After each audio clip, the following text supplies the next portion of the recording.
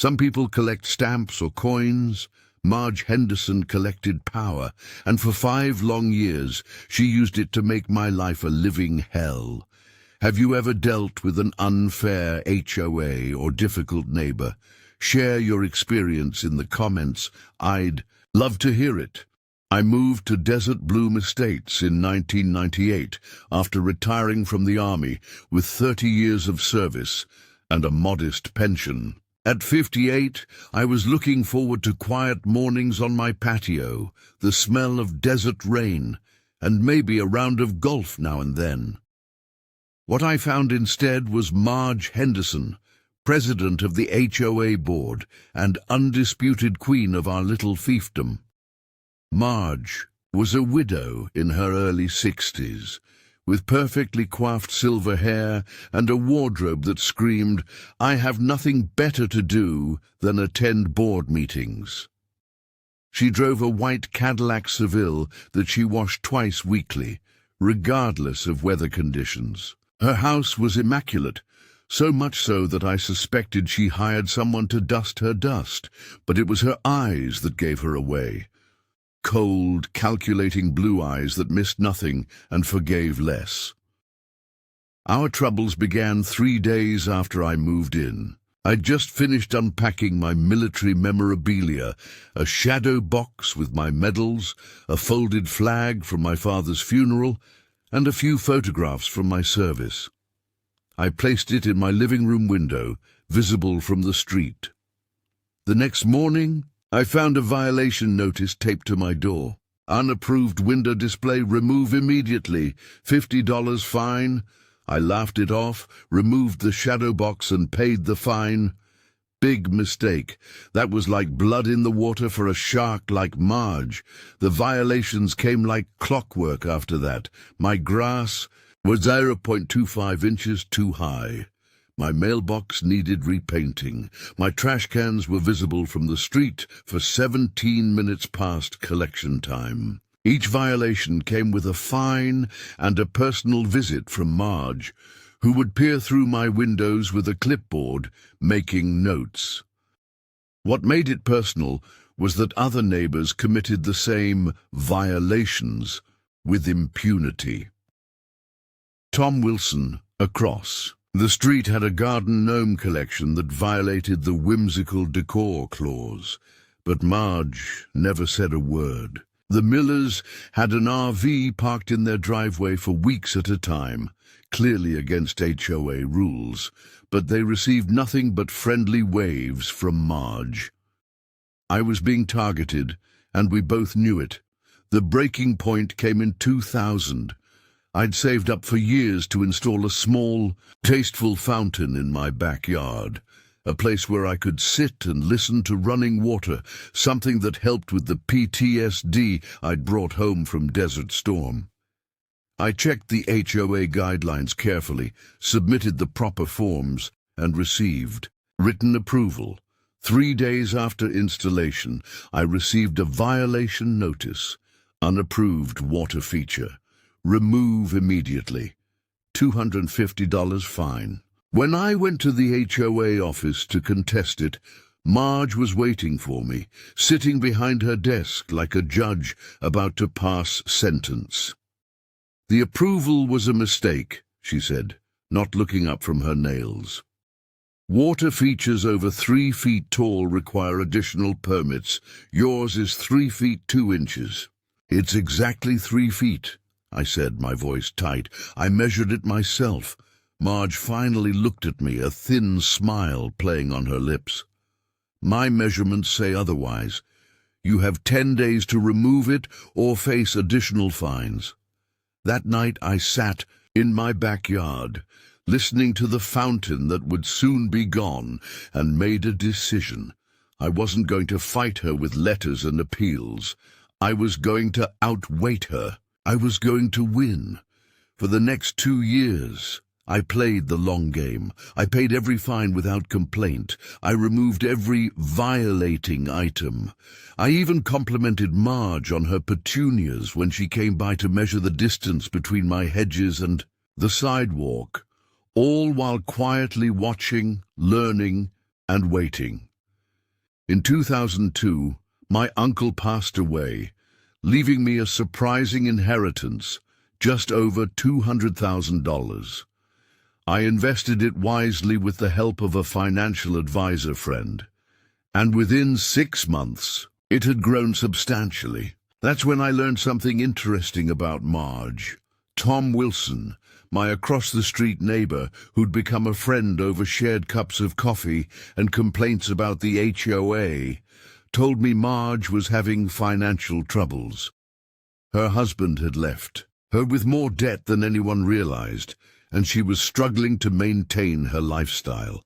She'd taken out a second mortgage on her house and was falling behind on payments. "I heard from Brenda at the bank that she's missed 3 payments already," Tom said, lowering his voice. "The bank's getting ready to start foreclosure proceedings." That's when the idea began to form. It was audacious. It was perhaps a bit cruel. But after 5 years of harassment, fines, and sleepless nights, I felt it was justice. I contacted a real estate attorney who specialized in distressed properties. After explaining the situation, he helped me navigate the process of purchasing Marge's mortgage from the bank. It wasn't easy or quick, but by early 2003, I was the holder of Marge Henderson's mortgage. The false hope came when Marge approached me at the community mailbox in March of that year. "Robert," she said, using my first name for the first time. "In 5 years. I've been thinking, perhaps I've been too strict with the enforcement. The board is discussing some changes to the guidelines that might benefit homeowners like yourself." I raised an eyebrow. "What kind of changes?" "More flexibility," she said, her smile almost genuine. "Less focus on minor violations. We want Desert Bloom Estates to feel more like a community and less like a military installation." For a moment, I allowed myself to believe it. Maybe she'd changed. Maybe the financial stress had humbled her. Maybe we could finally coexist in peace. "I appreciate that, Marge," I said. "That would be welcome news." 2 weeks later, I received another violation notice. My patio furniture was too colorful and violated the community's aesthetic guidelines. Fine, $75. The betrayal stung, but it also strengthened my resolve. The time had come. I waited until the annual HOA meeting, where Marge would be presiding as usual, lording over her kingdom. When she finished her report about community improvements and budget allocations, I raised my hand. "Yes, Robert." "She," said, her voice dripping with condescension. "I have an announcement," I said, standing up. All eyes turned to me. "As of this morning, I am the new owner of Margaret Henderson's mortgage." A gasp went through the room. Marge's face went pale. "Furthermore," I continued, pulling out a document, "according to the same HOA guidelines that you've so diligently enforced over the past 5 years, Section 14, Paragraph 3 states that any homeowner who falls more than 90 days behind on their mortgage payments is in violation of community financial stability standards and may be subject to eviction." Marge stood up, her hands trembling. "You can't do this. This is harassment, is it?" I asked, my voice calm.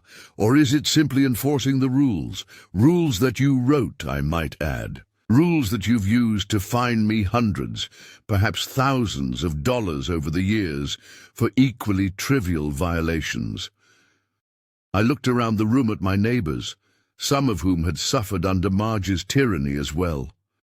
"The board gave you power, Marge," I said. "And you abused it. You used it to bully, to control, to make lives miserable. You created this system. Today, you'll experience it firsthand." The eviction process took 45 days. I watched as Marge's perfect world crumbled. The Cadillac was repossessed first. Then the lawn service stopped coming. Her once immaculate garden began to wilt under the Arizona sun. Neighbors who had once feared her now watched with a mixture of shock and satisfaction as the tables turned. Some even brought casseroles to my door, not for Marge, but for me. On the day of the eviction, I stood across the street as the sheriff's deputies knocked on her door. Marge emerged, carrying a single suitcase, her perfect silver hair now disheveled, her eyes red from crying.